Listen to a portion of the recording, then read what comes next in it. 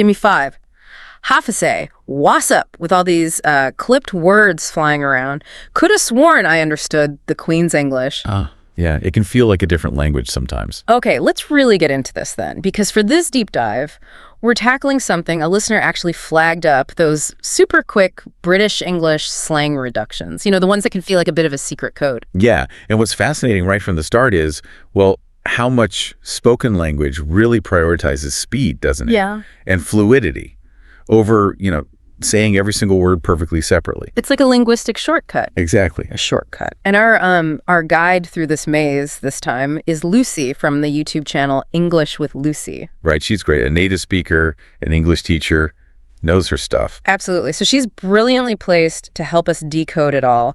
And our mission, well, it's to understand the nuts and bolts of these reductions. Like, what are they? Why do they even exist? Where will you hear them? Crucially, where won't you hear them? And ultimately help you turn that feeling into more of an aha, I get it moment. Especially if you've ever felt like you're just missing bits when listening to fast-talking Brits. Definitely. This is for you. It raises a pretty fundamental question about communication, really. How much do we actually rely on the precise sounds versus, say, context and just the sheer pace? That's a brilliant point. Okay, so let's dive into the core of it. Yeah. What exactly are these reductions that Lucy's talking about in her video? Well, simply put, they're just those kind of shrunken down forms of words, the ones we use when we're speaking. Usually it's 2 words being combined, sometimes maybe even 3. Right. Think of it as just the natural evolution of language, to get more efficient when we're actually talking, not writing. So it's not really about being lazy, it's more about flow, the rhythm of conversation. Precisely. Yeah, flow is a good word. And as Lucy highlights, getting your ear tuned into these is just, crucial for understanding real spoken British English. And using them yourself. Well, yeah, potentially. If you want to sound a bit more natural in, informal chats, knowing when and how, it's a real bonus. Okay, let's hear some in action then. Lucy kicks things off with, give me and let me. What happens there? Okay, so give me very smoothly becomes gimme. Just like it sounds. Yeah, like give me that pen or give me a break. Okay, and let me? That often just melts into let me, as in let me know what you think instead of let me know. Give me that. Let me know. Got it. And Lucy makes a point that me often tags along in these. It does, yeah. It's a really frequent ending that just naturally gets pulled into the quicker pronunciation, especially after verbs like give or let. Makes sense. Okay, next group. What is? This one seems to change into a few different things. It does, yeah. So what is up famously becomes the very casual wassup. Right, wassup. Like, what's up with him today? Exactly. Then you've got the more informal and gendered wasser. That's short for what is her. Oh, right. Like, what's her name again? I forgot. Precisely. And the masculine version, what's Alyssa's, standing in for what is his. What's this number? Need to call him. Yeah, spot on. Now, wassup feels pretty universal. You hear that almost everywhere. But wasser and what's this? They seem much more, I don't know, specifically spoken informal things. Oh, definitely. Lucy points that out, too. They're really characteristic of relaxed spoken chat. Yeah. You might see wassup written down occasionally, texting or something. Sure. But what's this? Almost exclusively heard, not written. You can almost hear the speed of the conversation making those changes happen. Okay, right. Now we're moving into patterns, which feels helpful. Lucy talks about word plus have. What's the general idea there? Okay, so the key thing here is that the word have, H-A-V-E, often reduces down to just that unstressed vowel sound. The schwa? The sound. Exactly, like the A in about. So it sounds like a very soft Sometimes it's even written as just the letter A. Right. So could have becomes coulda. Coulda, like you coulda told me. Perfect, you could have told me that earlier. Okay, so following that pattern, might have becomes. Mighta. Mighta gone to the bank. Mighta. And musta. Musta. He must have left already. Musta. Yeah. Okay. These are definitely starting to ring a bell, even if I haven't actively thought of them as reductions before. Exactly. And there are quite a few in this group. Should have is shoulda. Shoulda. You should have been there. Lucy even mentioned she has a whole separate video just on shoulda, woulda, coulda, which really tells you how common they are. Ah, right. And yeah, woulda becomes woulda. I woulda come, but I was busy. Woulda. It's amazing how that clear have sound just sort of evaporates into that little It really does. It melts away. Okay, another big category. Word plus two. This sounds like a really frequent one. Oh, hugely frequent, yeah. This is where we get some of the absolute classics. Going to becomes Nah. the ever-present gonna. Exactly. I'm going to grab a coffee. You hear gonna everywhere, right?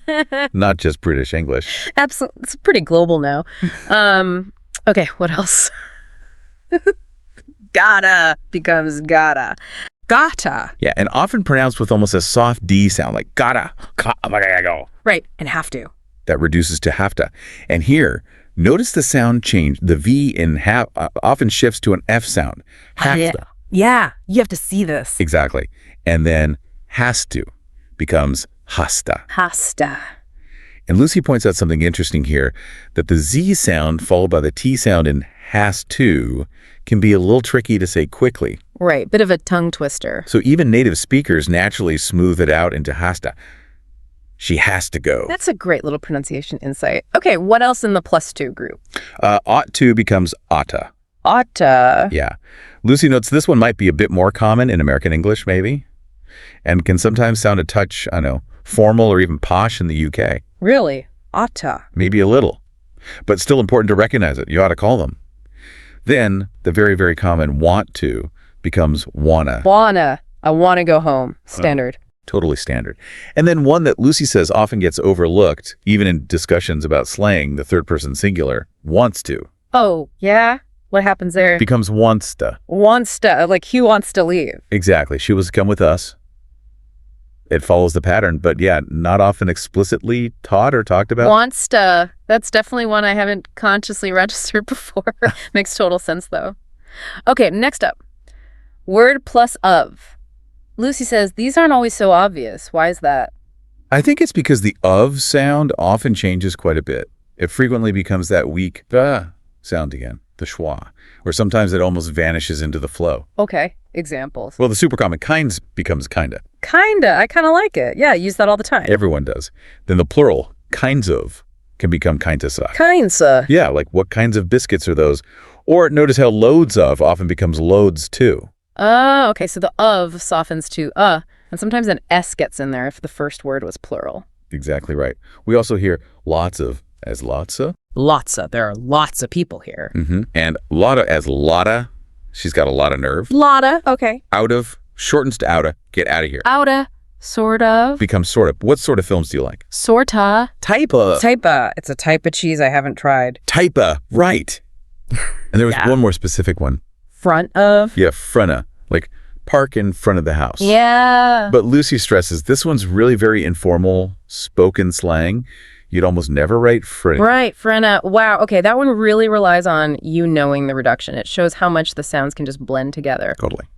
Right, final category. Word plus you. Lucy says this is a big group, used a lot, especially when chatting casually. Absolutely huge group, yeah. Huh? We kick off with bet you becoming betcha. Betcha. I bet you can't eat all that. And there's a sound change there too, right? There is. The T sound at the end of bet and the J sound at the start of you blend together to make a T sound. Betcha. Gotcha. Okay, don't you. Becomes don't you think. Don't get you. Often becomes getcha. Like, I'll get you later. Or, did he get you anything nice? Get you. Easy one. Say ya tomorrow. See ya. And gotcha. Is gotcha. Like, gotcha. Meaning, I understand. Or, I caught you. Or even, I got your present. Gotcha. Okay, these all sound pretty familiar, things you hear in everyday chat. Yeah. But then Lucy lists a whole load more that are almost exclusively for spoken informal situations. Yes, this is where the streamlining really goes into overdrive. Things get very compressed. We often hear, how do you and how would you, both squashing down to how'd you. How'd you like your eggs? How'd you do that? Meaning would. Exactly. Then how did you becomes how'd ya with a J sound. How'd you manage that? Right. Did you becomes did ya. Did you see the match? What are you and what do you can both come out as what Taya. What are you doing? What you want. Spot on. Want you becomes wantcha. I want you to listen. Yep. And then you get this whole series with the question words. What did you as what are? When did you as when you know? Where do you as word ya? Who did you as would ya? Why did you as what ya? Wow, that's a lot of ja and ja. It is. And finally, would you becomes would ya? Would you mind? Would you do us a favor? Yeah. That is quite a collection. It really drives home just how much we compress things when we're speaking quickly and, informally. And there was one last one Lucy mentioned, super common. Don't know. Ah, yes. Dunno. D-U-N-N-O. That's the most common spelling you see, if it's written down at all. Don't know. And what's interesting there is you can even just drop the I. Someone asks you something, you can just reply, dunno. Just don't know. Right. Right. So the big takeaway here seems to be that these reductions, they're not mistakes. They're not lazy speech necessarily. They're a completely normal, widespread part of spoken British English. Absolutely. Integral to it, really. And if you want to properly understand what's being said around you, especially in faster, more relaxed chat, and maybe even, feel a bit more comfortable joining in yourself in those informal settings, getting familiar with these is pretty key. It really is. And like we've heard, it's not really about trying to memorize a massive new dictionary of slang terms. It's more about starting to tune your ear. Tune your ear. Yeah, tune your ear to these really common patterns. The way to often goes to that soft sound, or how have can practically vanish, or how the ends and beginnings of words just blend together in the flow. Developing that awareness of the sounds, that's the real skill. It's the core of it, yeah. Understanding the process. So, now that you've had this glimpse into these linguistic shortcuts, it does make you think, doesn't it? Language is clearly always evolving, always finding ways to be quicker, easier. Constantly adapting. So what other bits of language might be heading for similar kinds of reductions in the future? And what does all this shortening and blending tell us about why we connect through language the way we do? Is it all just about speed? That is a fascinating question to mull over. What drives these changes and where are they taking us? Absolutely. Well, thanks for taking this deep dive into the sometimes baffling world of British English reductions with us. Been a pleasure. We're already looking forward to our next exploration. Welcome to the Deep Dive. This is where we take the sources you send us, unpack them, and, give you the key takeaways. Basically, a shortcut to getting up to speed. And today we're looking at something a bit different, modern English slang. We got a link from one of you to a YouTube video. It's from Accurate English. Right, and they usually do more professional or standard English, don't they? They do.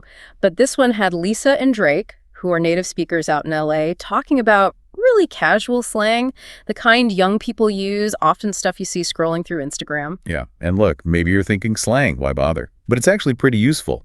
Understanding these terms gives you a real insight into, social media, pop culture, just how people talk now. Definitely. It can feel a bit like a secret code sometimes if you're not immersed in it. So that's what we're doing today, trying to decode some of it. So the plan is, go through the words and phrases Lisa and Drake covered. Yeah. Get the definitions, the context, maybe a bit of the background. Exactly. Help you understand what's actually being said. Okay, let's jump right in then. First one up was tea, or spill the tea. What's the lowdown there? Right. So tea here isn't, the drink. Drake basically defined it as gossip news. But specifically the juicy stuff, the kind of shocking or exciting news. Yeah, the stuff you really want to hear. He mentioned family gossip, like finding out something about Aunt Linda, that kind of thing. Mm-hmm. And if someone says spill the tea, it's an invitation, right? Like, tell me everything. Exactly. Don't hold back. And Lisa brought up the connection to, online stuff, the tea emoji and that Kermit the Frog meme. Oh, yeah, the sipping tea one. Right. Yeah. It's interesting how visuals online can sort of feed into the language, isn't it? It really is. And they even disagreed a bit on how new it was. Drake thought maybe 6 months. Lisa was thinking more like, or a year and a half, maybe 2 years. Shows how fast this stuff moves and how maybe it spreads unevenly. Totally. Okay, next. Slide into your DMs. DMs being direct messages, of course. Right. So Drake explained this is literally sending someone a direct private message on social media, Instagram, Twitter, whatever. But it's not just any DM, is it? There's a nuance. Yeah, exactly. It usually implies you're doing it with like a flirtatious intention, trying to start something, maybe romantically. That's the key part. He even admitted he's done it himself to ask people out. Huh. Okay. So if you get a random DM and it feels a bit forward or, overly friendly from a stranger, that could be someone trying to slide into your DMs. Good to know the subtext. Definitely. Then they talked about don't be a stranger. But Drake made a point here. Oh, right. He said this isn't really new slang at all. It's just a common expression. Yeah, it just means keep in touch, right? Don't disappear. Standard friendly thing to say. Gotcha. Okay, moving on. Cringe. I feel like this one's pretty widely understood now. I think so too. Drake's definition was spot on, though. It's when something makes you feel embarrassed for someone else. That kind of secondhand awkwardness. Yeah, he did that little physical reaction like, ugh. You just feel it when you see something super awkward. Totally. Okay, how about you do you? Sounds kind of positive. It is. Drake explained it as basically be yourself. Focus on your own thing, your own goals, what you want. Right. Like, don't worry about others. Just handle your own business. Yeah, he used the example of telling someone after a breakup, hey, you do you. Like, focus on yourself right now. It's good advice, really. Yeah, very concise. All right, then I feel you, or sometimes I feel that. This seems pretty straightforward, like empathy. Yeah, exactly. Drake said it means you understand, you agree, you empathize with what someone's saying. He also mentioned, I see where you're coming from as like a similar idea. Just a quick way to show agreement or understanding. Okay, so the opposite then. I'm not feeling it. Right. Drake said this means you disagree or you dislike something, you're just not enjoying it. His example was being at a party that wasn't fun, which he then called. Lame, yeah. And lame just means what? Boring, uncool. Yeah, basically. Not exciting, not good. So I'm not feeling this party equals this party is lame. Got it. Okay, now mood. This one's interesting, especially how it's used online. Yeah, Drake talked about seeing pictures on Instagram, maybe captioned with just that one word, mood. So the picture is the mood. Pretty much. Yeah. The image represents the feeling or the state of mind the person is in or maybe aspires to. It's very visual communication. He gave examples, right? Like a couple watching a movie could be a mood for wanting a relationship. Exactly. Or a picture of like a celebrating athlete could just mean you're in a great mood. It's efficient. Very. Okay, shifting gears to something more enthusiastic. Fire. Right. If something's fire, Drake says it's just really, really good. Fantastic. Awesome. And he mentioned it for things like food or maybe shoes. Yeah, like these sneakers are fire or this pizza is fire. Just a strong positive. Very cool. Okay, next. Sus. Sounds like it's short for something.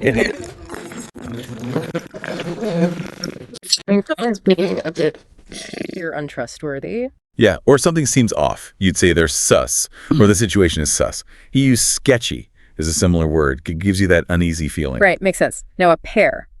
Low-key, and its opposite, high-key. This seems to be about how public or private something is, or how intense. Exactly.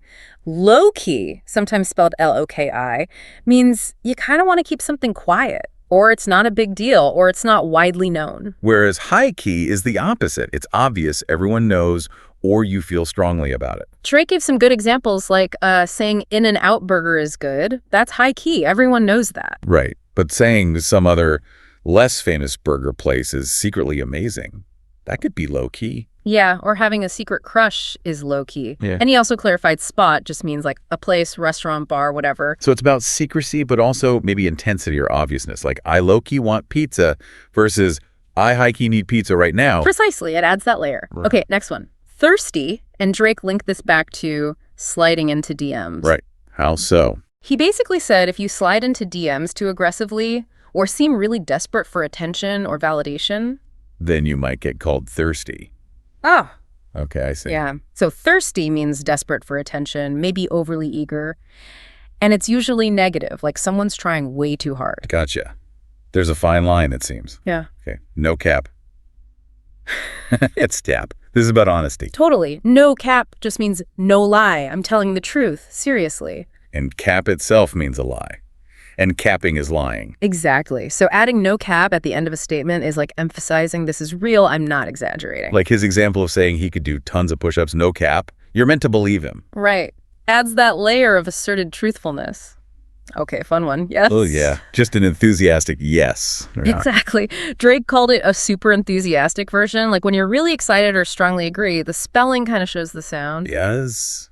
Like that? Mm-hmm. Okay. Mm-hmm. Then Gucci. People know the brand, but the slang. Right, because the brand is seen as high quality, desirable. Drake explained that saying something is Gucci just means it's good, fine, okay, all right. Oh, interesting. So like if you bumped into someone. Yeah, he used that example. Someone bumps you, you might say, nah, it's Gucci, bro, meaning it's okay, no problem. And yeah, he clarified bump into and bro, too. So it's just a casual, it's all good. Pretty much. Oh. Okay, Stan. This one has a specific backstory, apparently. Yeah, Drake linked it to the Eminem song Stan, about that obsessed fan character. Right, so a stan in slang is like a super fan, a mega fan, really, really devoted. Exactly. He said, like, He's a total Kendrick Lamar stan. Really intense fandom. He even mentioned, you can almost use it like a verb now. He stans Kendrick Lamar. Wow. Okay, that captures that intense level of support. Next, keep it 100. What's the 100 about? The 100 represents like 100%. So keep it 100 means be completely real, totally honest, truthful. No holding back That's authenticity. Yeah. Like asking for feedback on a bad haircut, you'd say keep it 100, meaning tell me the honest truth even if it hurts. Okay, demanding full honesty. Makes sense. Yeah. Last one, savage. Sounds intense. It can be. Drake defined a savage as someone who does something kind of shocking, maybe bold or blunt, and just doesn't care about the consequences or what people think. Like they broke a social rule but just owned it. Kind of, yeah. His example was someone being rude at a coffee shop and the person just responding dismissively, maybe telling them off, and walking out to go somewhere else. That response could be seen as savage. So it implies a certain boldness, maybe ruthlessness, or just not caring about politeness in that moment? Yeah, kind of unapologetic directness, often seen as funny or admirable in a way, depending on the context. He mentioned telling someone off as part of that, confronting them directly. Okay, that's quite a list. So that's our deep dive into modern slang, thanks to Lisa and Drake via Accurate English. Yeah, quite a vocabulary update. And hopefully understanding these gives you, a better handle on conversations you might overhear or stuff you see online. Definitely. It really is a window into how communication, especially among younger people, is changing. It makes you think, doesn't it? How language just keeps evolving. What are these terms like the focus on honesty with no cap or that intense fan loyalty and stan? What do they say about maybe wider cultural trends right now? That's a great point. Maybe think about other slang you've heard. Where could it have come from? What underlying feeling or idea is it trying to capture? It's kind of fascinating when you start digging into it. Welcome to the deep dive. You send us the sources, we dig in, and get you the key info fast. That's the idea. Today, we're tackling something you hear all the time, maybe without always knowing what it means. Common American English slang. Right. We're looking at a really helpful YouTube video. It's from the channel POC English, and it's called The Most Common English Slang Words You Should Know About. Ah, good one. Yeah, it really gets into how different informal English can be from, textbook English. Totally. And the video kicks off with a scenario I think loads people recognize, right? You're watching a movie, maybe a TV show, and bam, you hit words like wet or lit, low-key, on fleek, and you're just stopped in your tracks like, wait, what? Exactly. That feeling of missing something important. So that's our mission for this deep dive. We're going to unpack 15 of these common slang terms explained in the video. Give you the definitions, yeah, but also a bit more feel for how they're used. Exactly. Context is key. Okay, so maybe first things first. What is slang, really? What are we talking about here? Good question. The video gives a pretty solid definition. It's informal English vocabulary. The kind you use in, informal chats. Right. Not your job interview language. Definitely not. It's more casual, everyday stuff. And it changes, all the time. It really does. Okay. So to show the difference, the video has this normal paragraph first. Yeah, a baseline. He goes, hey, my friend, relax. You don't have to study so hard. I'm sure you will do great tomorrow. Sounds fine, right? Perfectly understandable. Totally standard English. But then they swap in the slang. Let's look at the first few. Okay. Instead of friend, you get dude. Classic. Yeah. The video says it's usually for a man like, Jason was a cool dude, meaning Jason was a cool guy. Right. Though you do hear dude used more widely sometimes now, don't you think? Oh, for sure. It's gotten pretty flexible. Next, instead of relax, we get chill. Just chill. Exactly. The example is, the bar has a pretty chill atmosphere, meaning, relaxed vibe. Captures that easygoing feel really well. It does. Then, moving from relaxing to not relaxing, studying hard. Instead of study hard, the slang is cram. Oh, yeah. Cramming. Means studying super intensely in a short time, usually right before a test. Like she is cramming for her history exam now, that last-minute panic study session. Precisely. We've all been there. Haven't we just? And last one for this bit, instead of do well on a test. You ace it. Yes. I aced my math exam. Sounds much better than I did well. More triumphant. Definitely implies total success. So that original sentence, it becomes, hey, dude, chill. You don't have to cram in Tusca. I'm sure you will ace the test tomorrow. Quite the difference, isn't it? More energy, kind of? Yeah, totally different vibe. It shows how slang works in practice. Okay, so next the video moves on to slang for positive experiences. Fun stuff. Right. The starting sentence here is, last night's party was amazing. We went crazy. Your friends were really cool. Another normal sentence. Now for the slang versions. Okay, first up, instead of amazing or good or enjoyable, we have lit. Lit. You hear that everywhere. Yeah, that car is lit, meaning it's really good, maybe exciting. It kind of comes from that idea of being energized, I think. It makes sense. It feels energetic. Another one is dope. Ah, dope. Good. Used instead of cool or very good. Like, whoa, that music is dope. It feels a bit more, I don't know, laid back cool. Yeah, I'd agree. It's got that smooth, cool vibe, still very current. And the last one in this group, instead of crazy. What? Right. We went nuts. Or, you are nuts if you think you can climb Mount Everest easily. It just means crazy, wild, unbelievable. Really amps up the meaning. It does. So that party sentence. Slang version. Last night's party was lit. We went nuts. Your friends were really dope. You can almost feel the party hearing that version. Totally. It's punchier, more vivid. Okay, next section in the video is slang for describing people and things. Right. The base sentence is, I love my girlfriend. She is beautiful and she is very stylish. She's also very modest. She has a great sense of style and she helps me wear things which are very attractive. Quite a mouthful. Yeah, a bit formal maybe. Okay, slang time. What do we have? Instead of stylish, we get drip. Drip. If someone has the drip, it means they're super stylish, very fashionable. The example, I like Susie because she has the drip. It's all about the look. Got it. Like a cool overall style. What's next? Instead of quiet and not attracting attention, low-key. Low-key. Very useful word. Isn't it? The wedding ceremony was very low-key, meaning like understated, not flashy, private. Yeah, keeps it chill, basically. Exactly. Then, instead of girlfriend or boyfriend, Ray. bae. Yep. It's bad when bae does not reply to your texts. It's that term of endearment, mostly seen online, but you hear it spoken too. So common now. It's spread really fast. Yeah. And finally, instead of just attractive, we have on fleek. On fleek. Okay, heard that one too. That look is very on fleek. Yeah. Means it's perfect, precisely styled, looking great, attractive. Like perfectly executed style. Exactly.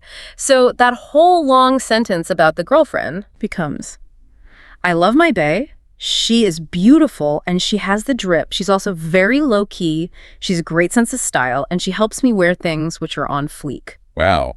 Big difference in tone there. Yeah. Much more modern, informal. Totally. Shows how slang can really change the feel.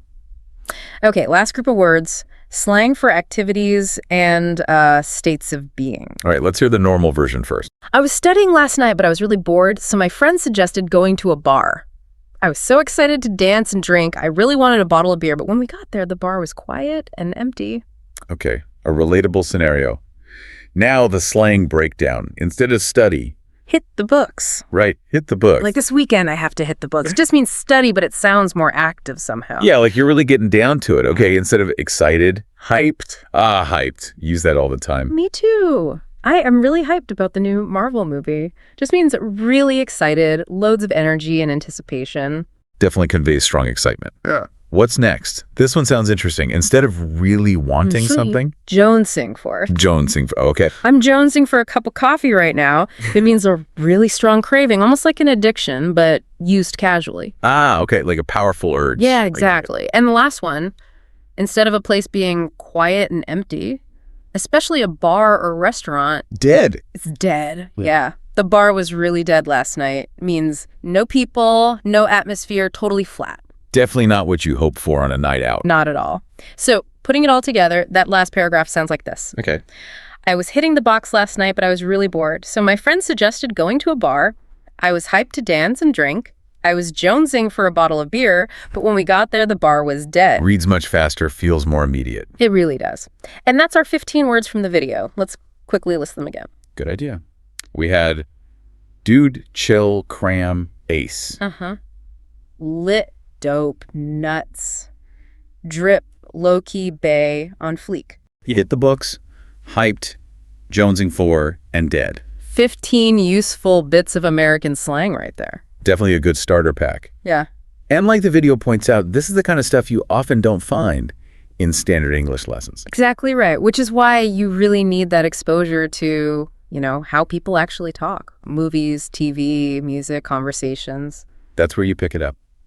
So for you listening, try to keep an ear out for these. Yeah, see if you can spot them when you're watching or listening to English content. It really does help solidify your understanding, doesn't it? Right. Knowing not just the word, but the feel of it. Absolutely.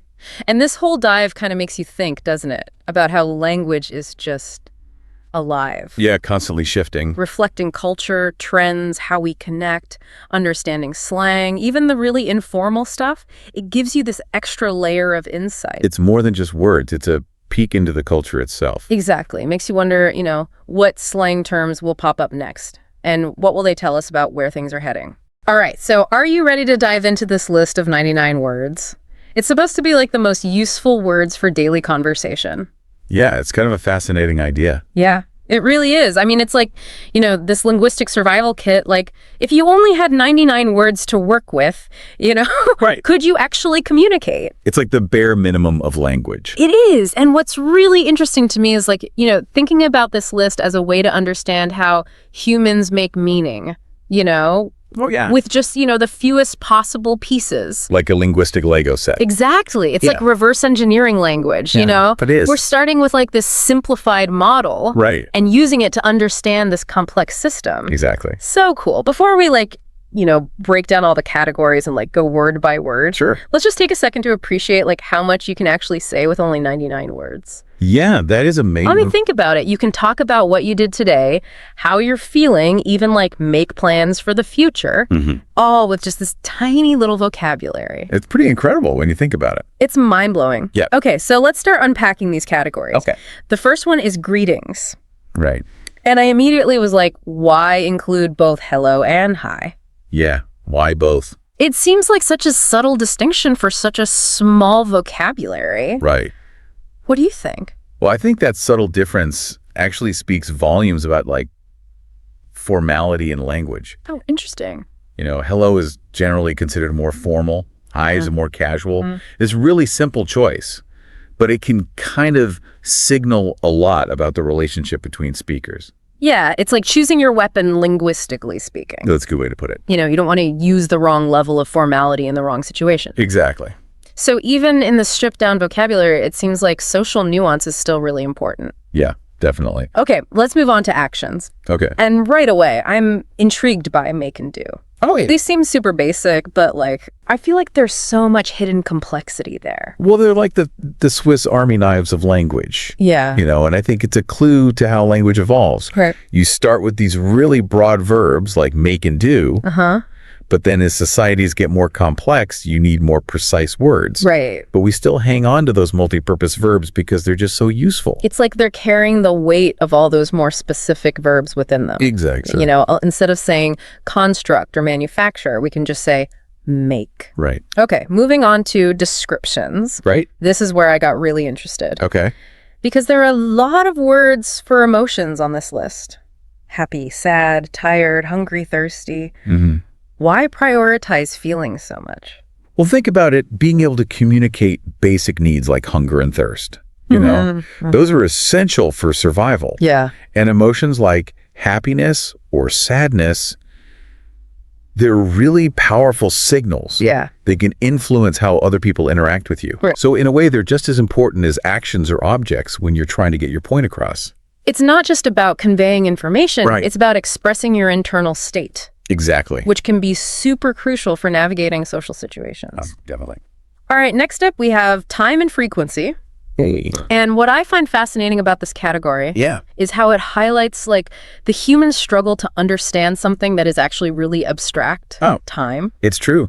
Time is a weird one. Yeah. It's like these basic time concepts aren't as straightforward as they seem. I know. We humans, we perceive and organize time in a way that's like unique in the animal kingdom. Right. We use language to create a framework for understanding something that's inherently intangible.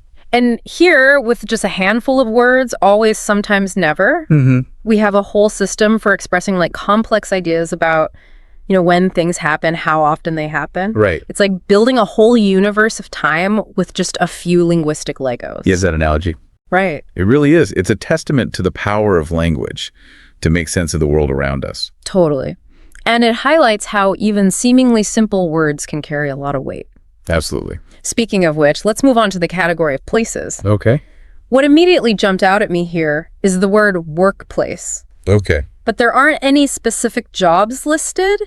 Right. And it made me think, is this a reflection of how work is viewed in modern society? That's a really interesting observation. I mean, workplace is a much more generalized space than, say, farm or factory. Yeah. This could indicate like a shift towards a world where work happens in a variety of settings. Okay. And, of course, language adapts to reflect these societal changes. So this seemingly simple word choice might actually be a clue about the intended audience for this list. Interesting. Someone navigating a more, modern, fluid work environment. Yeah. But before we get too far ahead of ourselves, I'm really curious to dig into what's missing from this list, because it's often the omissions that are the most revealing, wouldn't you say? Absolutely.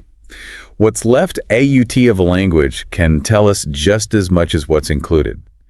Sometimes that's where the real story is. It's like looking at the negative space in a painting, right? Yeah, sometimes that's where the real story is. Okay, so the first thing that jumps out at me is the lack of slang or informal language. Okay. This list is very proper and polite. Why do you think they made that choice? That's a good question. It seems like it would make it harder to really connect with native speakers, Well, I think slang is so hyper-specific to a time and place. This list seems to be aiming for a timeless, almost international version of English. Okay. Something that would be understood across cultures. Right. And wouldn't sound dated in a few years. So it's like they're going for the most universally applicable version of English. Right. Even if it means sacrificing some of the, richness and nuance of everyday speech. Exactly. It's interesting to think about the trade-offs, right? You gain clarity and broad understanding, but you lose some of the color and personality that slang can bring. For sure. And it raises an interesting question about the purpose of language itself. Oh, yeah. Is it primarily about conveying information? Clearly and efficiently? Right. Or is it also about expressing identity? Yeah. Building relationships? Right. Playing with the creative possibilities of words? All right, so we've talked about the missing slang, Right. but there's another omission that really struck me. The lack of abstract concepts. Okay. We've got love and hate, which seem pretty fundamental, but that's about it. It's true. Why do you think that is? It seems like this list prioritizes concrete needs Okay. and immediate experiences over more complex or nuanced ideas. I see. I mean, if you're focused on basic survival and communication, Right. you probably don't need to be debating the meaning of life. Yeah. Right? I guess when you're trying to build a language from scratch, you have to start with the essentials. The bare minimum. The things you need to physically survive and navigate the world around you. Exactly. Okay, so let's move on to some of the categories that are included. Right. And questions feels like the most essential of all, wouldn't you say? Oh, absolutely. I mean, questions are how we learn, how we explore, how we connect with others on a deeper level. Couldn't agree more. They're fundamental to the human experience. For sure. And look at the words they've chosen. What, where, when, why, how. The classic 5 W's. It's like they're targeting the most fundamental aspects of our experience, like the nature of things, their location, their timing, their causes, and their methods. Yeah, it's like the building blocks of curiosity. Right. Those 5 W's, those are practically universal across languages. Wow. That tells us something about the fundamental ways that humans seek to understand the world. It's like we're hardwired for curiosity. We need to know the who, what, where, when, and why of everything. We do. Okay, let's move on to connectors. These are the words that link ideas together, right? Right, like the glue that holds language together. And the ones they've chosen, and but or because. So they're like the basic building blocks of logic and reasoning. Absolutely. They allow us to create more complex sentences. Right? To show cause and effect. Contrast ideas. Yeah. Offer alternatives. It's amazing how much nuance you can add with just a handful of words. It really is. Okay, so then we come to the miscellaneous category. Right. This one feels a bit like a catch-all. It does. A little bit of everything. But they're acknowledging that even in a simplified vocabulary, we still need ways to talk about the things that matter most to us. Right. Our relationships, our values, our place in the world. Yeah, we've got thing which is about as general as it gets. Right. But then you've got life, world, friend, family. Interesting how they grouped those concepts together. It is. It suggests an awareness of the interconnectedness of our experiences. Right. Even in a very basic vocabulary. And then, of course, there's words like money car house, Yeah. I can't help but wonder if that reflects a certain emphasis on material possessions. Perhaps. Or maybe just the practical realities of daily life in many cultures. True. But it also speaks to the need for language to evolve alongside our technological advancements. Okay. As we create new things, we need new words to describe them. So I think we've done a pretty thorough job unpacking this list. I think so. We've talked about the choices they made, the words they included, the ones they left out. It's really given us a fascinating glimpse into the essential elements of communication, hasn't it? I think so. It has been a really enriching exploration. It has. And I think what's most striking is how this seemingly simple list of 99 words has sparked so many big questions. Yeah, it really makes you realize that language is so much more than just like a set of words. It is. You know, it's a living, breathing system that's constantly evolving. It really is. And reflecting the world around us. Okay, so we've gone like deep into the nitty-gritty of this list. We've analyzed categories, debated word choices, pondered the missing pieces. But what does it all mean for you, the listener? What can you take away from this deep dive? I hope it's given you a new appreciation for the power of language. Right. Even with just 99 words, you can express a surprising range of thoughts, feelings, experiences. Yeah. It's kind of a reminder that sometimes simplicity can be a strength. And it makes you think, like, what if you were building your own list of essential words? What would it look like? What words would you choose? What would those choices say about you? That's a great exercise for the listeners. It is. To think about the words you use most often. Yeah. The ones that feel indispensable in your daily life. Because language is so personal. It really is. It's not just about conveying information. It's about expressing who we are. Yeah. How we see the world. What matters most to us. Exactly. By paying closer attention to the language we use the words, we choose the way we string them together. I think we can gain a deeper understanding of ourselves and our place in the world. Totally. So there you have it. Our deep dive into the world of essential vocabulary. It's been a blast exploring this list with you. It has been. And hopefully we've left you with some new insights about language communication. And maybe even a little about yourself. And remember, this is just the beginning. The exploration of language is a lifelong journey. It is. So keep asking questions, keep learning. Keep playing with words. And most importantly, keep talking. All right, so you want to speak English? Yes. Right, like with more confidence, I mean. Yeah. Go beyond just hello and goodbye, Yeah. Well, today we're diving into this guide. It says, it'll unlock the secrets to sounding like a native speaker. And let me tell you, there's some seriously cool stuff in here. I do. Way beyond basic phrases. Okay, so what's interesting about this guide, it challenges the traditional way of learning languages. Oh, how so? Well, it argues that instead of focusing only on grammar rules and vocab lists, we should be learning how to actually talk, Communicate. Yeah, in real life situations. Right, that makes sense. But how do you actually go about doing that? I mean, it's easy to say talk more, but what should you actually be saying? Well, the guide says you should start with simple phrases. Okay. Practical phrases that you'd use, in everyday life. Like, think of it as building a foundation for fluency. Okay. And it breaks these situations into, like, categories, like introductions, daily routine. Ordering food, asking for directions. And each category gives you a set of phrases and expressions that native speakers use all the time. So it's like a cheat sheet. Yeah. For like navigating real life conversations. Exactly. That's awesome. It takes away some of the pressure, of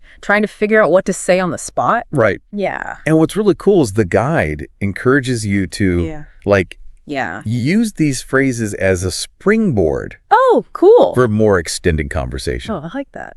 So let's say you're at a coffee shop, right? Okay. And you want to start talking to someone. Okay. You could start by saying, hi, I'm listener's name. I really like the atmosphere here. That's so easy. Right. Yeah, anyone can do that. And then you could ask a question like, do you come here often? Or what's your favorite drink? That's such a good example. Right. It's simple, but it opens the door for a more like natural conversation. Exactly. But what about this whole sounding like a native speaker thing? Okay. Is it really possible to get rid of your accent? Well, the guide, it addresses that and offers a really fun technique. imitation. Really? Yeah. What do you mean? It suggests watching popular TV shows or movies Okay. and trying to mimic how they're talking. Wait, so you're telling me I can improve my English by watching, like, Friends? Exactly. That's my kind of homework. And it's not just about the words. Oh, okay. It's about paying attention to the intonation, rhythm, and stress patterns. Mm-hmm. These are super important for sounding natural and fluent. Okay. And the guide recommends this technique called shadowing, Shadowing. where you listen to like a short audio clip Okay. and then you repeat it, like immediately Oh, wow. try to match the speaker's pace and pronunciation. Oh, so that's shadowing. Yeah. That sounds intense, but I can see how it'd be effective. Right. Those little nuances of pronunciation. It is. So it's like you're training your Yeah. ears and your mouth to, like, work together. Exactly. Okay, I like that. And the guide says you should start with like really short, simple phrases Okay. and then gradually work up to longer sentences and dialogues. Yeah. Key is to be patient and consistent. Right. Don't worry about sounding perfect. No, of course. Right. Okay, this is all starting to make sense. Yeah. But I have to ask about, like, Yeah. the elephant in the room, you know? Okay. Vocabulary. Okay. I've always struggled with memorizing words, you know? Right. Long lists of words. Yeah. Is there a more strategic way to approach this? Absolutely. Okay, good. The guide stresses that simply memorizing words, out of context, it isn't effective. Mhm. It proposes this strategic vocabulary building. What's that? Okay, it focuses on learning words and phrases that are relevant to you, Oh, okay. your interests, your goals. Mhm. So it suggests like making your own word lists Oh, based on topics you like, like travel or food, movies, music. right. Okay, that sounds way more engaging than flipping through a dictionary. Right. But how do you make sure you actually use these words? Okay, so the guide recommends this technique. Yeah. It's called spaced repetition. Okay. And it involves like reviewing the words at different intervals to strengthen your memory. Oh, cool. There's tons of apps and websites that can help with that. That's a clever way to keep those words Yeah. like fresh in your mind. Right. So it's not just about learning new words, it's about like actively using them. Exactly. And Yeah. the guide emphasizes the importance of using these words in context. Okay. So instead of just memorizing definitions, Mhm. try to like make sentences, Okay. or even short stories Yeah. that use the words. This will help you like actually understand them, Yeah. how they're used. In real life. Yeah, That's such a practical tip. right. It's one thing to know the definition, but it's another to be able to use it, Exactly. like in a sentence. Exactly. Yeah, confidently. The guide suggests finding creative ways to use new words in your daily life. Oh, like what? Well, you could label things around your house, Mm-hmm. write journal entries, Okay. challenge yourself to think in English for a few minutes each day. Thinking in English. Yeah, That sounds kind of scary, to be honest. it might seem challenging, Yeah. but the guide breaks it down. Oh. It suggests starting with simple thoughts and descriptions, Like what? like I'm hungry, or the sky is blue. Oh. As you get more comfortable, you can increase the complexity. I guess it's like building a muscle. Yeah. You wouldn't expect to lift a heavy weight on your first day at the gym. Right. Right? Exactly. Yeah, it takes time Yeah. to build strength. And consistency. Yeah, consistency. And the guide emphasizes that the more you expose yourself to the language, Yeah. the easier it'll be to think in English. So surround yourself with English, Books, movies, music. Exactly. Yeah. And your brain will naturally start to make connections. Oh, I'm starting to get excited about this. Yeah. Thinking in English thing. It's cool. But what about those moments when you just blank Huh? and you can't remember a word or a phrase? Okay. We've all been there. Of course, happens to everyone, even native speakers. Okay, good. But the guide offers some strategies for dealing with those tip of the tongue moments. Okay, what are they? Well, it emphasizes staying calm and using circumlocution. Circumlocution. What's that? That means, describing the word Okay. that you're trying to say. Oh, so instead of freezing up and saying, I don't know the word, Yeah. I could try to describe it Yeah, using other words. exactly. Like, it's the thing you used to. Yeah, Okay, that actually makes a lot of sense. right. Yeah, it's like playing charades in your Yeah. vocabulary. And the guide says you should practice circumlocution, regularly. Yeah. You can play games with friends Well, that's fun. where you challenge each other to describe words Oh, I like that. without actually saying them. Okay, we've covered a lot Yeah. in this first part of our deep dive, from building a foundation of practical phrases to mastering pronunciation and expanding your vocabulary. Yeah. What else is there? Well, one of the most important aspects of speaking any language is confidence. Right. And that's where the guide's emphasis on practice comes in. Mm-hmm. It's not enough to just learn the words and phrases. Right. You need to actually use them. Right. And that's where I think a lot of language learners get stuck.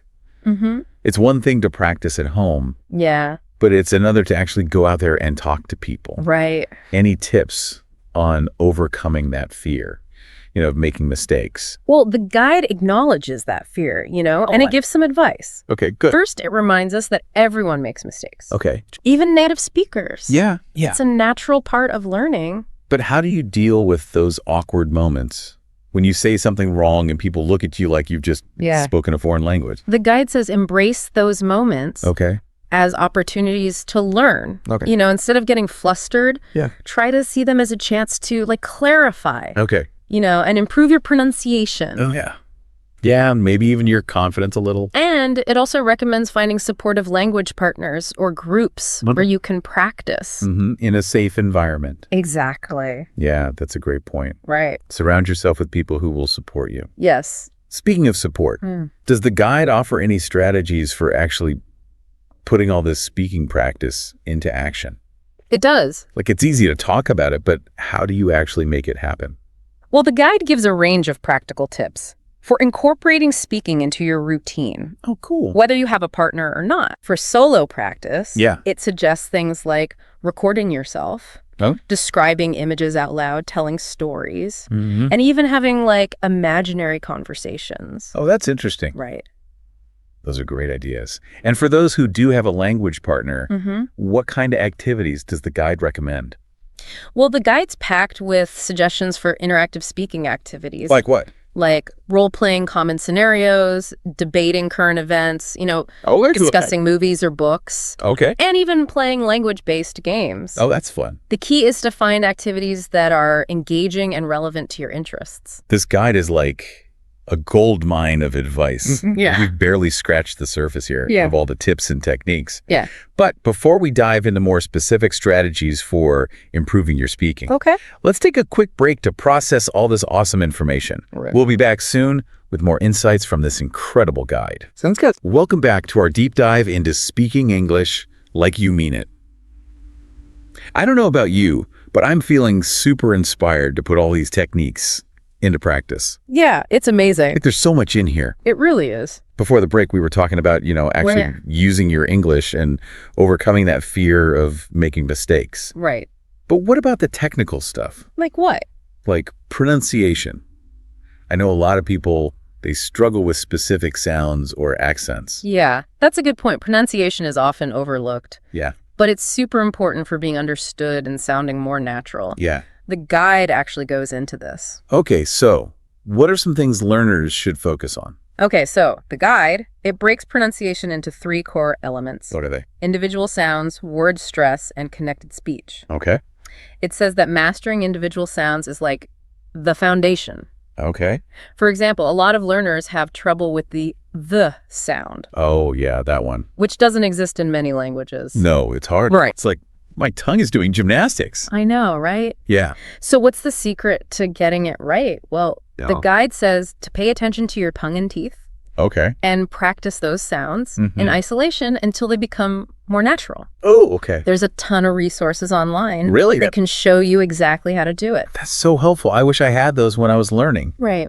Okay, so what about word stress? Word stress. Why is that so important? Word stress can completely change the meaning of a word. Oh, really? Like, for example, the word present can be a noun or a verb. Yeah. Right? And the stress changes depending on which one it is. Oh, I see. If you stress the first syllable, it means a gift. Okay. But if you stress the second syllable, it means to give something. Wow, that's a big difference. Yeah, subtle but significant. So how do you know which syllable to stress? Are there, rules? There are some patterns. Okay. But English pronunciation can be unpredictable. Yeah, for sure. The guide recommends listening to native speakers and paying attention to which syllables they emphasize. Okay. It also says to, break down words into syllables Yeah. and mark the stressed syllable Oh, that's a good idea. as you learn new words. Yeah, like make your own Yeah. pronunciation guide. Exact. Okay, I like that. So connected speech. What's that? This is about how words flow together Okay. in natural conversation. Mm-hmm. Native speakers often like blend sounds, Oh, yeah. drop syllables, Oh, link words together. Okay. So like, do you want to go? yeah. Often sounds like, do you want to go? Yeah. Right. So that's why it sounds like they're talking so fast. Right. They're not just speaking fast. They're connecting the words to Okay. make it smoother. I see. Yeah. Okay. And the guide points out that understanding this is important for comprehending native speakers Mm-hmm. and sounding more natural yourself. Okay. It recommends listening for those patterns and practicing, through shadowing. Shadowing again. Yeah. It seems like that technique's really useful It is. for pronunciation. It is. But let's move beyond pronunciation. Right. What about like fluency? Fluency. How do you get to that point where you can just speak Okay. without, hesitating or searching for words? Fluency is often seen as like the holy grail of language learning. Yeah. This guide offers some insights. Okay. It says that fluency isn't about speaking perfectly Oh, good. or never making mistakes. Okay, good. It's about communicating your ideas Yeah. effectively and effortlessly. It takes the pressure off. Right. Yeah. But how do you get to that point of effortlessness? Yeah. Is it just practicing a lot? Well, practice is essential. Yeah. But the guide says that the type of practice is important. Okay. You should do activities that push you a little bit, Okay. but not too much. So like the sweet spot. Yeah, where you're challenged but not overwhelmed. Right. Okay. I like that. Like working out. Yeah. You need to challenge your muscles but not hurt yourself. Yeah. Good analogy. Right. And the guide encourages learners to experiment. With different types of practice. Exactly. Okay. So it's all about finding what works for you. Yeah. Okay. And the guide emphasizes that consistency is key. Mm-hmm.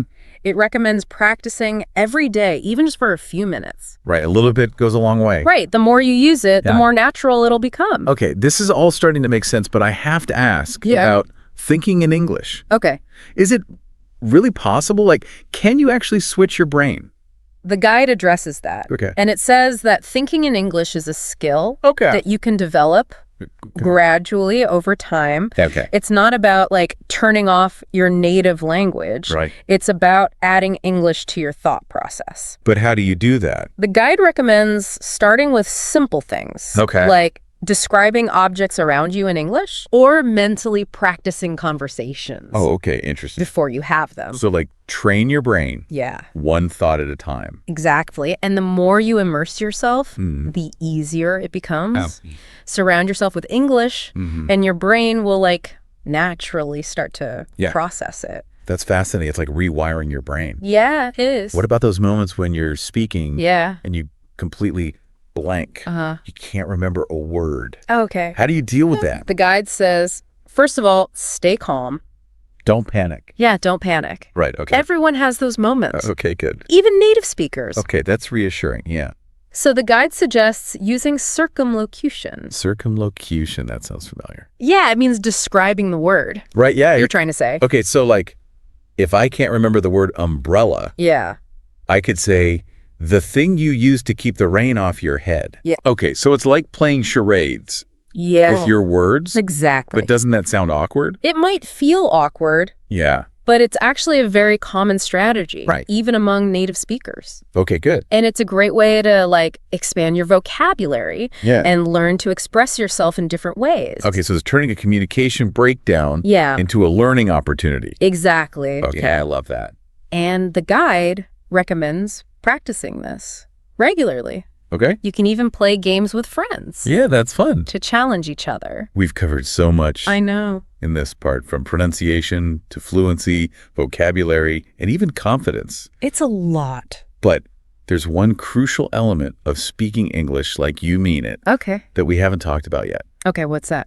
Confidence. Ah, yes. How do you get that inner assurance? That's a great question. Yeah. And the guide talks about this. Okay, good. It says that confidence comes from a few things. Okay, like what? Mastering the technical stuff, Yeah. having good vocabulary, Mm-hmm. and most importantly, believing in yourself. Oh, okay. So it's not just about knowing the rules. Right. It's about having that like inner belief Yes, that you can do it.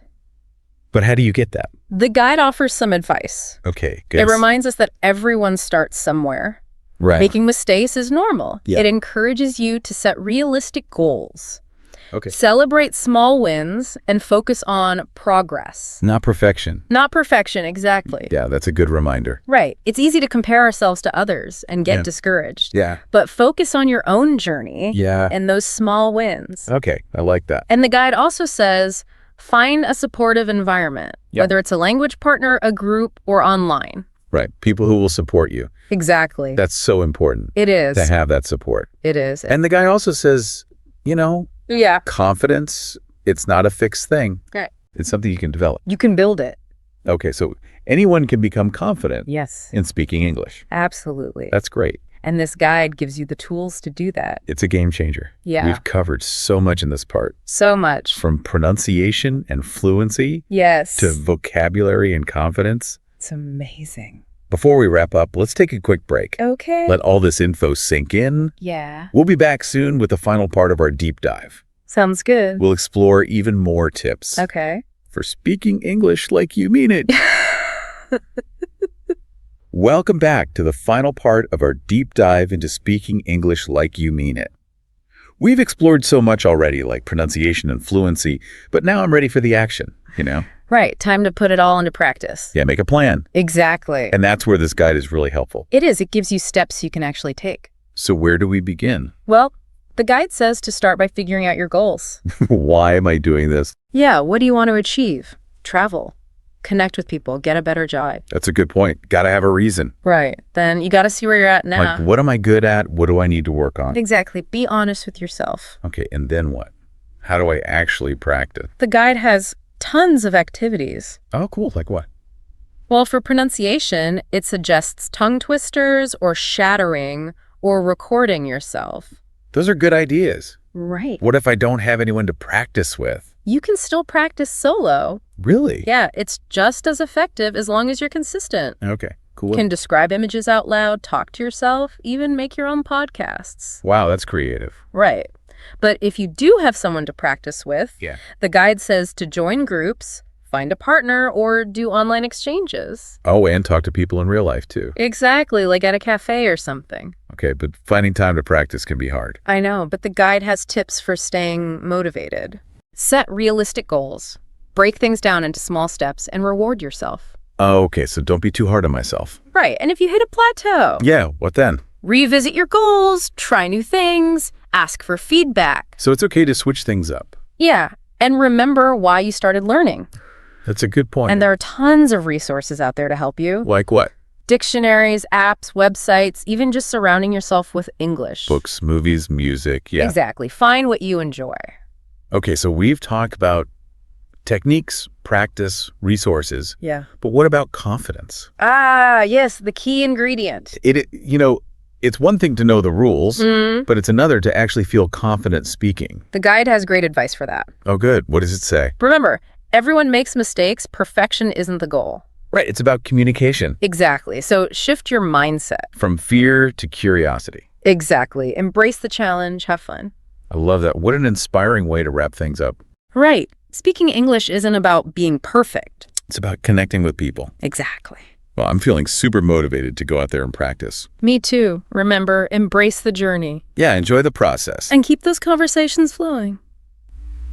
That's a wrap on our deep dive. Thanks for joining us. Hey everyone, welcome back. Ready to unlock some of the secrets of fluent English. I think we all know that feeling. Like you understand the individual words, but something's missing. It's like everyone else is in on a joke and you're left out. Exactly. And that's where idioms come in, right? They're like these little cultural puzzles that can really trip you up. And today, we're going deep into the world of idioms, tackling a list of 21 that are key to taking your English from intermediate to advanced, really sounding more natural and fluent. And idioms aren't just about sounding good, are they? They often give us a glimpse into the history and the culture of a language. Oh, absolutely.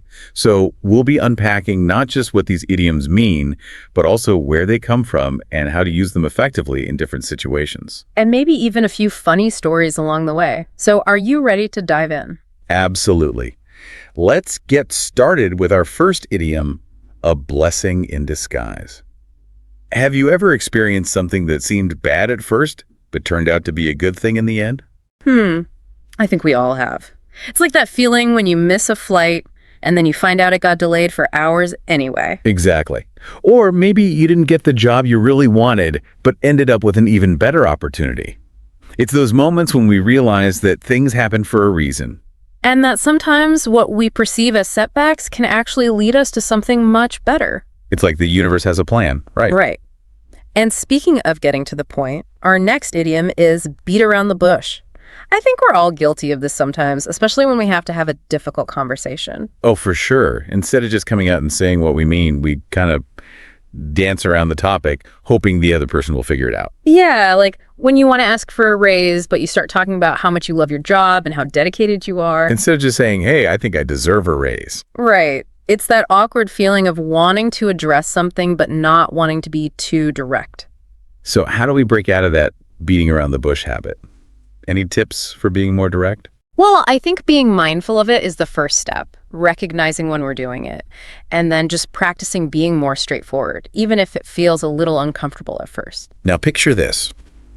You're at a party, you don't know many people, and you want to start a conversation. That's where you need to break the ice. Oh, yes, break the ice. That's a classic one. It's all about easing that initial awkwardness, isn't it? Exactly. It's about creating that first connection, like literally breaking through a sheet of ice to open up a pathway for conversation. And sometimes it can be as simple as a compliment, like, I love your shoes. Or even a simple question like, have you tried any of the appetizers yet? Anything to get the conversation flowing. Exactly. And, sometimes humor can be a great icebreaker, too. Oh, yeah. A well-timed joke can definitely lighten the mood. It's all about finding that common ground, that shared moment of laughter. Now, let's talk about something that can cost an arm and a leg. It's when something is just ridiculously expensive. Yeah. Oh, absolutely. Like, have you seen the prices of concert tickets these days? Oh my gosh, they're insane. It's like they want you to give up a limb just to see your favorite band. It's that feeling of, it's really worth that much. Right? But sometimes you just gotta splurge, But let's talk about those satisfying moments when you get something exactly right, like when you hit the nail on the head. Ah, yes, it's that feeling of nailing it, isn't it? Like when you perfectly describe a situation or you figure out the root cause of a problem. With like that aha moment. And it likely comes from, actually hammering a nail and getting it perfectly straight. Right. And it's such a satisfying feeling, whether you're talking about solving a problem or just understanding a concept. So have you ever hit the nail on the head with something recently? Let me think. Oh, actually, just the other day, a friend was describing a situation they were going through, and I was able to offer some advice that really resonated with them. They said, I hit the nail on the head. It's like you were able to see the situation clearly and offer the perfect solution. Exactly. It felt good to be able to help. Now, switching gears a bit, have you ever been feeling under the weather? Ooh, I think we all know that feeling. It's that kind of blah feeling when you're just not quite yourself. Right, like maybe you have a slight cold or just feel a bit run down. And no one wants to hear all your symptoms. Exactly. Under the weather is a much gentler way to say, I'm not feeling great. And I've always wondered where that one came from. Me too. I've heard it might be related to sailors feeling seasick when the weather was rough. Oh, that makes sense. Like the weather is literally affecting how you feel. Now be careful not to let the cat out of the bag. Oops. That's when you accidentally reveal a secret, isn't it? Exactly. Like if you're planning a surprise party and someone spills the beans to the guest of honor.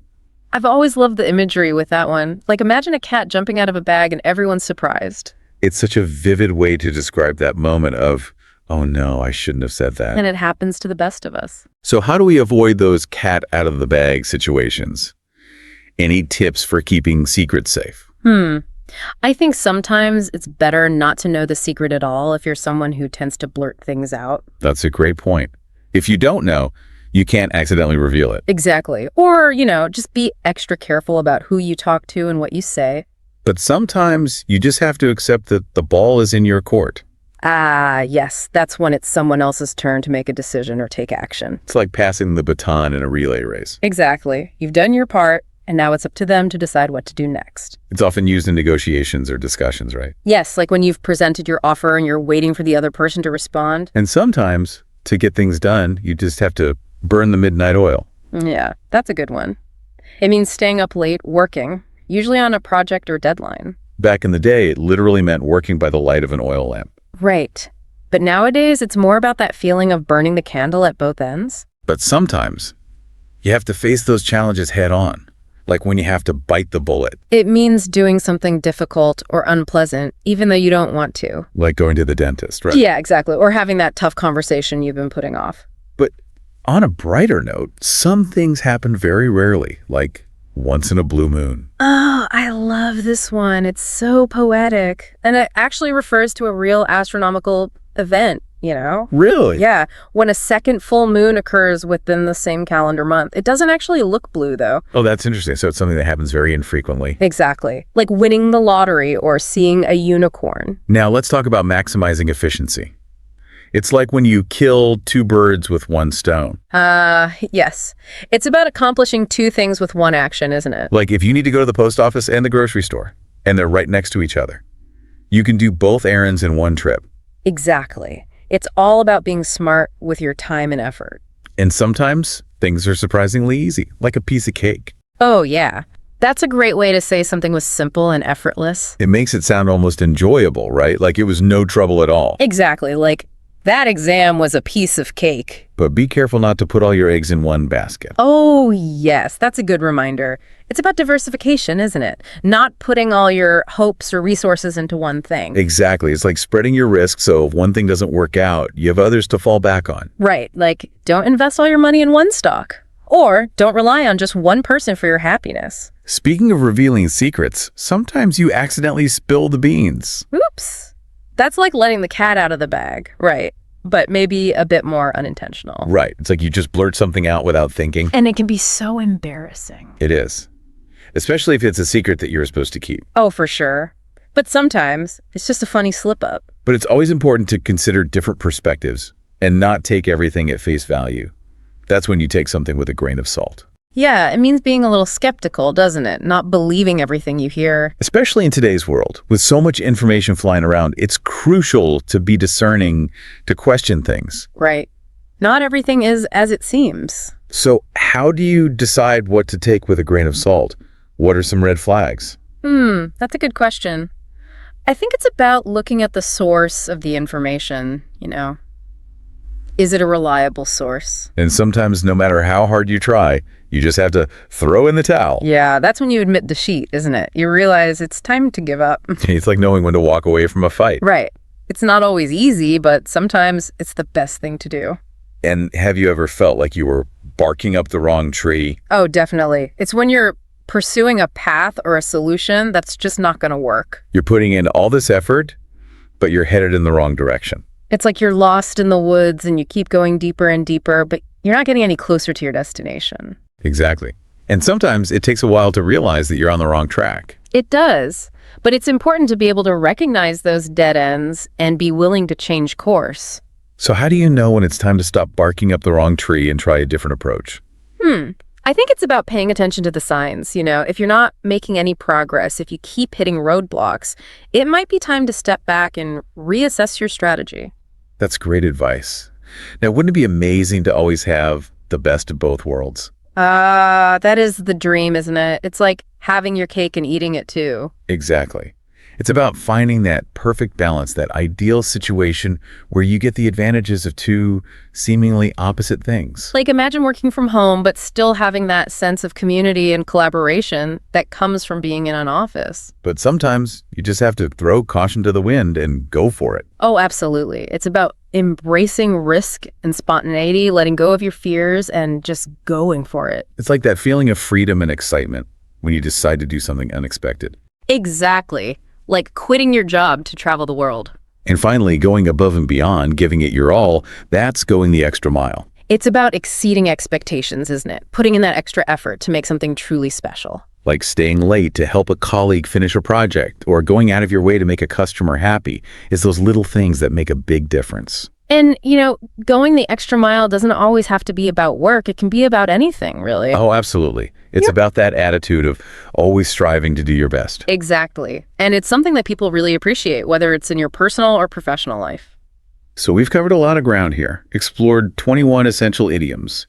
What stands out to you so far? Any favorites? So many great ones. I think bite the bullet is one that really resonates with me. It's a reminder that sometimes we just have to face those challenges head on, even if it's uncomfortable. What about you? I think the best of both worlds really appeals to me. That idea of finding balance and enjoying the benefits of different perspectives. Yeah, that's a good one. It's a reminder that we don't always have to choose one thing over another. Sometimes we can find a way to have it all. Exactly. And that's a great note to end on for this part of our deep dive.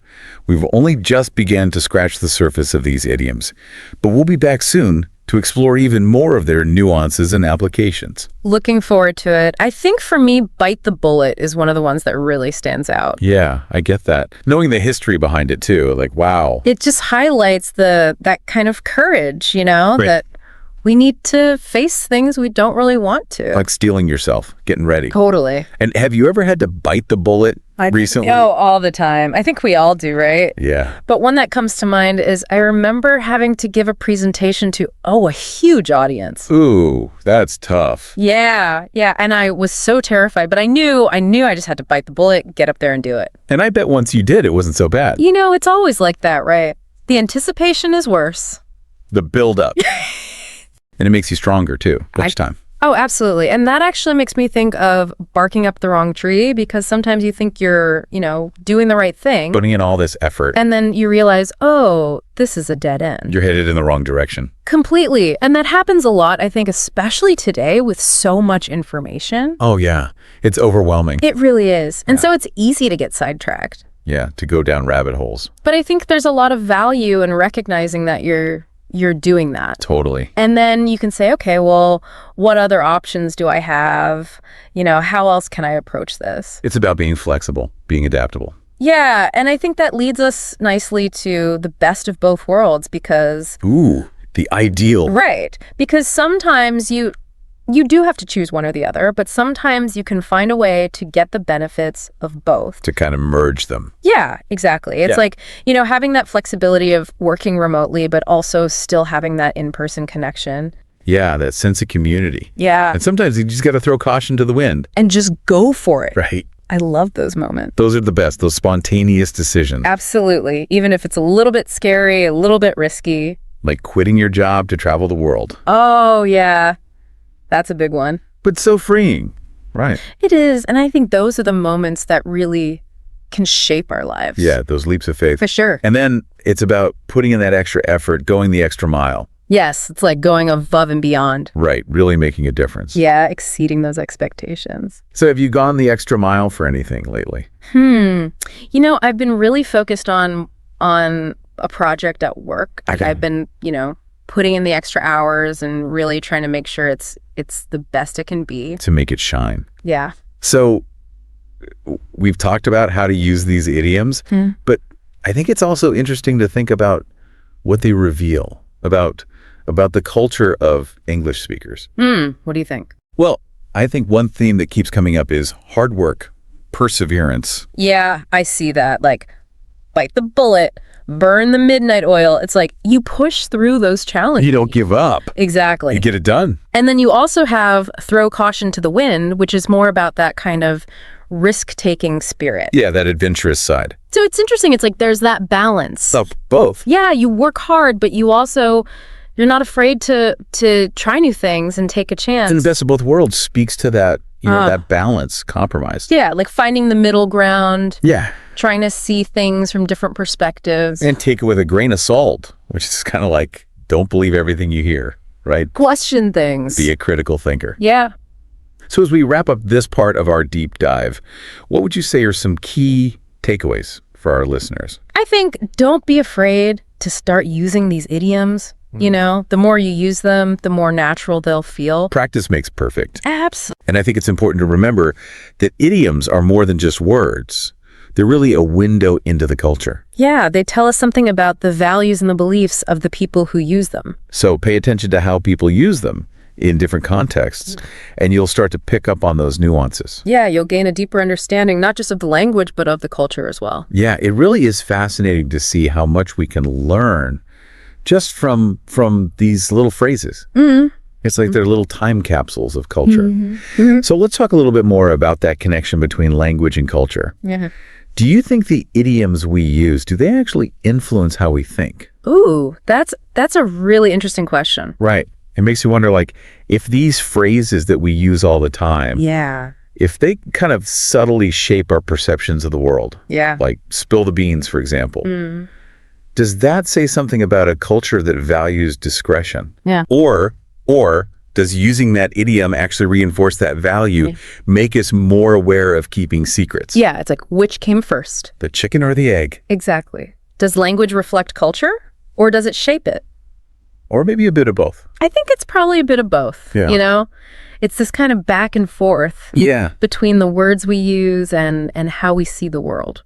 And that makes me think about throw caution to the wind, too. Yeah. Does that reflect a culture that's maybe more prone to taking risks? Yeah, or does it encourage us to be more adventurous, you know? Right. To embrace those leaps of faith Yeah. and the best of both worlds. Yeah. Does that suggest that we like balance, compromise? Mm-hmm. Or does it actually encourage us to seek out those win-win situations? Yeah. It's really fascinating to think about. It's like language is this tool that can both reflect and influence Mm-hmm. our values and beliefs. Exactly. And I think that's what makes learning idioms, you know, so much fun. Yeah. It's not just about the words themselves. It's about what they tell us about the culture and about ourselves, really. So as we wrap up our deep dive into these 21 essential idioms, Yeah. what would you say is your biggest takeaway for our listeners? Don't just memorize them, experience them. Ooh, I love that. You know, listen for them when you hear people talking, when you watch movies, when you listen to music. See how they're using them in real life. Exactly. And try using them yourself. You know, the more you use them. The more natural they'll feel. Absolutely. And it's like anything else you're learning. The more you immerse yourself, the more it becomes part of you. Mm. And the more you explore language, Yeah, the more you appreciate its beauty and its power. it's true. Language it's a gift. It is. You know, it's a way to connect with other people and to understand different cultures. To build bridges, Exactly. And idioms are like little gems they are. that add so much richness to our communication. So keep exploring, keep discovering, and keep diving deep into the world of words. Yes. Who knows what treasures you'll uncover. Happy exploring. And until next time, may your conversations be filled with colorful idioms and insightful discoveries. Hey there, fellow bookworms. Ready to level up your reading game? Today we're going deep, way past just finishing a book. Yeah, think Reading Ninja. This is your secret decoder ring for unlocking those hidden layers of meaning in anything you read. And our guide. This awesome piece, 7 tips to improve your reading at an advanced level. Practical advice, not just theory. Totally. And it uses some really cool examples like switching between Great Gatsby and Marcus Aurelius's Meditations, you know, to really stretch those reading muscles. I love that, reading against the grain. It's so easy to stay in our comfort zones. What about you? What do you usually gravitate towards? What would be a surprising genre for you? Oh, good question. I tend to lean towards nonfiction, history, biographies, that kind of thing. But to shake things up, maybe a graphic novel or poetry. I don't read a ton of poetry. I get that. I love a good mystery, but I've been meaning to try more sci-fi, see what's out there. Which brings us to tip number 1, diversify your reading diet. The source is all about exploring different genres, styles, and topics. Makes sense, right? Like food. You don't want to eat the same thing every day. You miss out on all those flavors and nutrients. Same with reading. Each genre has its own strengths, its own way of seeing the world. Exactly. And they even suggest this cool activity. Read a news article on climate change, then read a poem on the same topic. See how different forms of writing can change your understanding. That's such a good idea. The news article gives you the facts, right? But the poem might explore the emotional side, the impact on people. 2 totally different angles, but both important for understanding the whole picture. Totally. Tip number 2 is all about active reading, something I'm always working on. It's about engaging with the text, not just skimming. Yeah, that's where the magic happens. Active reading is like having a conversation with the author, asking questions, pushing back, making those connections in your own mind. The source talks about the SQ3R method. Can you break that down for us? Why is it so helpful, especially with really complex texts? I see SQ3R as a brain hack for better reading. It stands for survey, question, read, recite, review. Especially with dense stuff, it makes you slow down and engage on different levels. Like if you're reading the Federalist Papers, Before diving in, you'd survey the structure, maybe skim headings or topic sentences. So kind of setting the stage, getting an overview. Exactly. Then you come up with questions based on what you see. What are the main points? What arguments is the author making? Now you're actively searching for answers as you read. It's like a detective game. Yes. Then the read phase, where you actively look for those answers. Wait. Next, you recite or summarize what you read in your own words. This helps solidify your understanding. And finally, review to make sure you remember the key points. Intense, but it sounds super effective, especially for those brain vendor books. A mental workout, but a good one. Okay, tip number 3 always gets me excited. Expanding our vocabulary. They suggest keeping a vocabulary journal, which sounds fun. Like building your arsenal of words. But what about those words that just completely stump you, like singularity in Stephen Hawking's A Brief History of Time? I remember just staring at that one, completely lost. I know that feeling. You got to become a word detective. Context is everything. You can often figure out the meaning using root words, prefixes, suffixes, break it down into smaller parts. Like solving a puzzle. And once you crack the code, that word unlocks a whole new level of understanding. I had that with epistemology in a philosophy book. I finally broke it down. Episteme meaning knowledge, and logos meaning study. Boom, the study of knowledge. It's the best feeling. And those aha moments build on each other. Every new word opens up more understanding. You can tackle even more complex stuff. Brain leveling up. Tip number 4 is where it gets interesting. Author's craft. Understanding the why behind an author's choices. It's like peeking behind the curtain, seeing the magician's secrets. Totally. They use 1984 as an example how Orwell creates that feeling of oppression through his writing. What are some clues we can look for to get an author's purpose? Oh, so many. Tone, imagery, sentence structure, rhetorical devices, they all add up. Like, think about it. A short, choppy sentence creates urgency, tension, right? But a long, flowing one might feel more thoughtful. Like composing music with words, using different instruments to create different effects. Great analogy. And you, as the reader, start to pick up on those little cues. You see how everything plays a role. Word choice, pacing, even punctuation. Like learning a secret language. They suggest analyzing a paragraph from Virginia Woolf's To the Lighthouse to really examine the sentence structure. I challenge you, try that with anything you're reading. Pick a passage and dissect it. It's amazing what you find. I agree. Ask yourself, what choices are they making and why? You'll see patterns, appreciate the craft even more. Okay, tip number 5 gets into summarizing and critical thinking. Essential skills for any advanced reader. I'll admit, sometimes I just want to get lost in the story, but slowing down to analyze is crucial too. It's like the difference between watching a movie passively versus really engaging with it. When you summarize, you got to boil things down to the essence, really understand the main points. Critical thinking is about questioning assumptions, looking at different perspectives, and evaluating the evidence. They talk about summarizing an article on AI, which is constantly changing. Imagine trying to sum up all those complex ideas. It's a challenge. Yeah. But so valuable. Critical thinking is even more important now. We're bombarded with information from everywhere. You got to be able to tell fact from opinion, bias from objectivity. It's about being a smart consumer of information, not just believing everything you read. Exactly. And a great way to practice those skills is joining a book club or discussion group. Have you ever read Thoreau's Civil Disobedience? Talk about sparking debate. Those ideas about individual conscience versus the state are still so relevant. Imagine discussing that in a book club. Things could get heated in a good way. I'd love to be a fly on the wall for that one. A book club is like having your own team of experts to bounce ideas off of. You hear different interpretations, challenge your own assumptions. You might discover things you missed on your own. It's like having multiple lenses to view the same material. Plus, you might find new authors or genres you wouldn't have tried otherwise. And it's just fun to geek out with other book lovers. Totally. It's a built-in support system for your reading journey. Speaking of support, ready for tip number 6. This one might surprise you. Reading aloud. I know, right?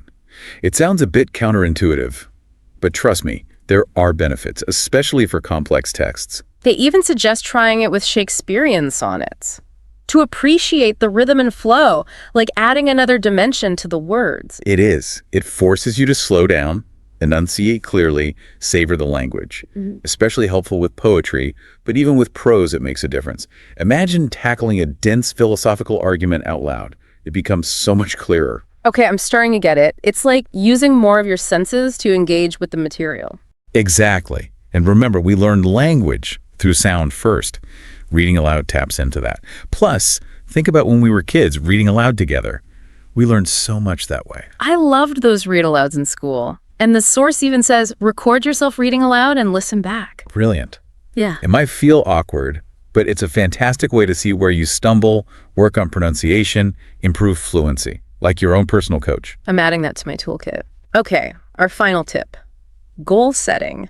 I'm all about goals, but sometimes I'm not sure where to start, especially with something as broad as reading. I get that. The source uses War and Peace as an example, which is a big one, but they have a great point. Break down big goals into smaller chunks. So instead of I'm going to read War and Peace, it's I'm going to read 50 pages a week. Exactly. It feels much less scary. Yeah. And you get that sense of accomplishment as you hit those smaller milestones. And there are great tools to help you track your progress. I love Goodreads. It's so motivating to see what you've read, find new books, share your thoughts. It's a great community for book lovers. Yeah. And speaking of community, they mentioned book clubs again. There's nothing like connecting with other readers and really diving deep together. It's like a cheering squad for your reading journey. So we've covered a lot. Diversifying our reading, active reading, vocabulary, author's craft, summarizing, reading aloud, and goal setting. It's been quite the exploration of becoming a more advanced reader. It has. And I hope our listeners feel inspired to take their reading to that next level. Me too. You know, as we wrap up this part, it makes me think about the power of reading. It's not just about knowledge.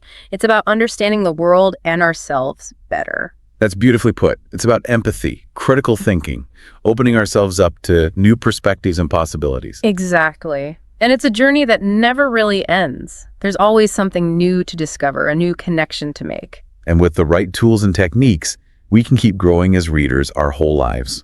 I love that. So, as we wrap up this segment of our deep dive, I want to leave you with a thought. What's one book or article you've always wanted to read, but felt intimidated by?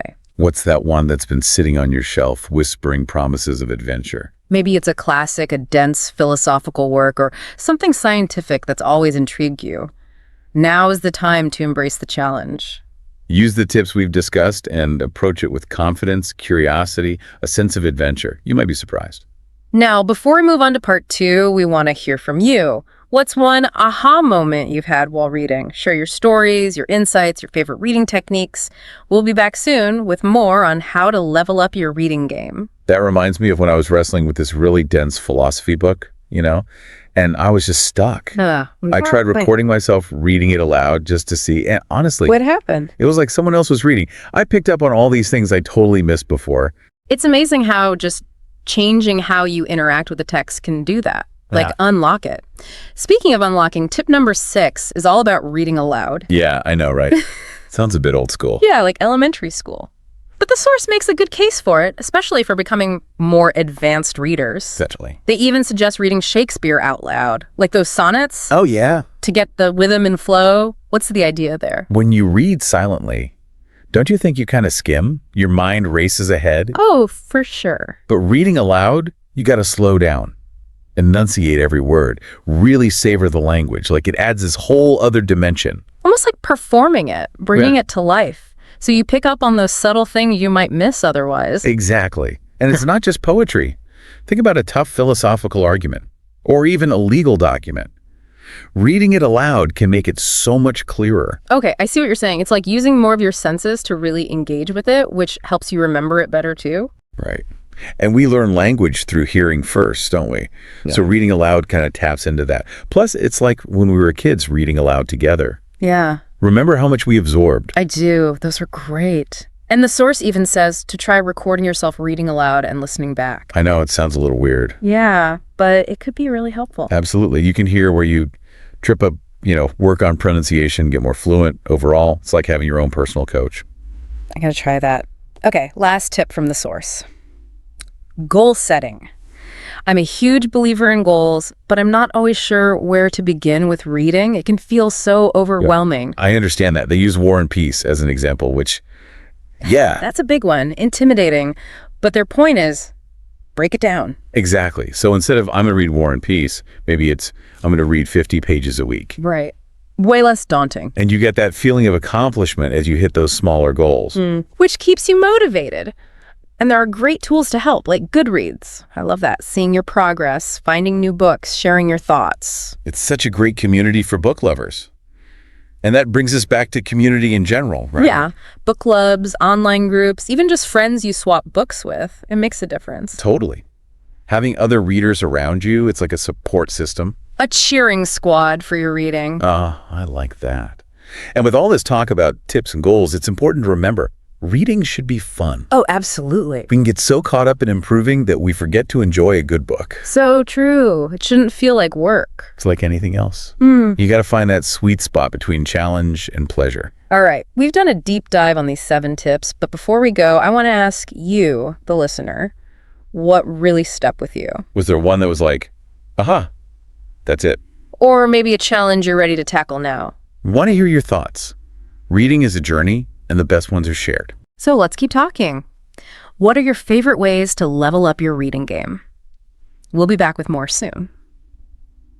So we've been talking about all these great tips for becoming better readers. But sometimes, even with the best techniques, you just hit a wall. For sure. You get those books, those articles, even just certain paragraphs, and you're like, ugh, this is a struggle. Yeah. And it can be so discouraging. You're excited to read something new, and then it just doesn't click.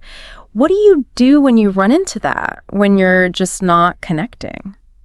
Well, first you got to remember, it's okay. It's normal to struggle with certain things. Right. It doesn't mean you're a bad reader or that the writing is bad. Sometimes it's just not a good fit for you. I like that, giving yourself permission to not love everything. Exactly. Once you accept that, you can look at those tougher texts with more, maybe a little kindness towards yourself and curiosity. So instead of getting frustrated, you ask, okay, what's making this hard for me? Yeah. Is it the vocabulary, the sentences, the topic itself? Right. And once you figure out what it is, you can start to find ways to deal with it. Vocabulary. Maybe you grab the dictionary or look for clues in the surrounding words. Tricky sentences. Break them down into smaller parts or read them aloud. See if the rhythm helps. You're like a reading detective, using your tools to crack the case. I love that. And sometimes the best thing is to just walk away for a bit. Oh, yeah. Go for a walk, listen to music, do something completely different. Come back with fresh eyes. That distance can really help. It's like with a painting, you step back to see the whole picture. Exactly. And honestly, remember that reading should be fun. If you're always fighting with it, feeling frustrated, maybe it's time to try something else. I agree. A different genre, a new author, or even an old favorite that always makes you happy. There's so many amazing books out there. There's something for everyone. For sure. The important thing is to find what you're curious about, what sparks your imagination. As we wrap up this whole deep dive into reading, it keeps coming back to this. Yes. It's so personal. It really is. We can learn techniques, we can get better at it, but at the end of the day, it's that connection you make with what you're reading. It's like connecting with another mind, even if they lived centuries ago, exploring new worlds, understanding ourselves and the universe better. A journey of discovery.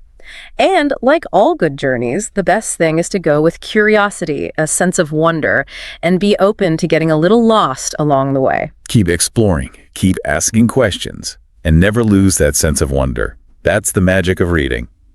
That's all for this episode of The Deep Dive. We hope you found some inspiration to level up your reading game. Until next time, happy reading.